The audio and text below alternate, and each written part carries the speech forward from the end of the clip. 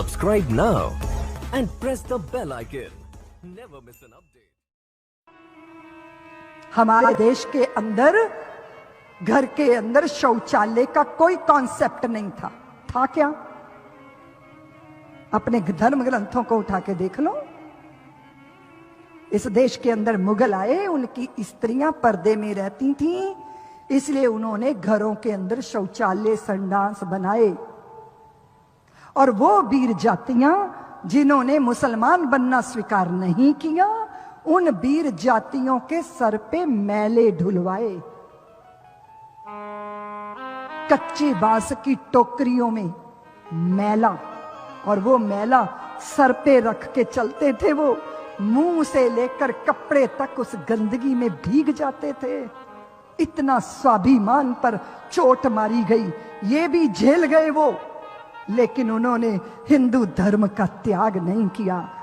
उनके स्वाभिमान को भंग किया गया, स्वाभिमान को भंग किया, इसलिए भंगी शब्द दिया गया।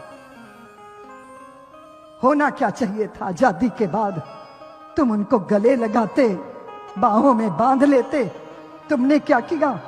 उनके बर्तन अलग रखे, उनको छूना स्वीकार नहीं किया। इससे ज्यादा मूर्खता हो सकती है क्या? कौन है वो? तुम कहते हो कि सुअर पाले। उन्होंने क्यों पाले मालूम है तुम्हें?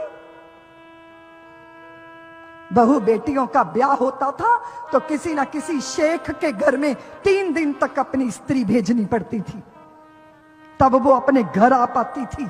गुलामी के दिनों में सब मजबूर थे, कुछ नहीं कर सकते थे।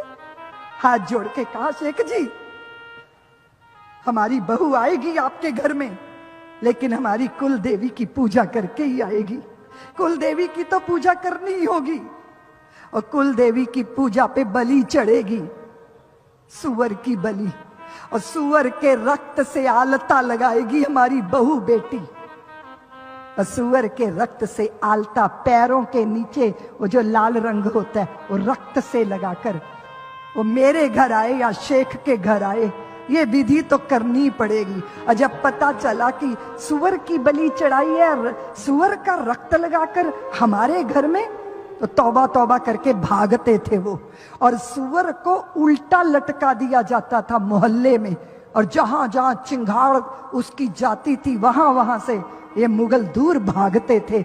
अपनी बहू बेटियों के सम्मान की रक्षा का कवच था सुअर को पालना। इस इतिहास से भारत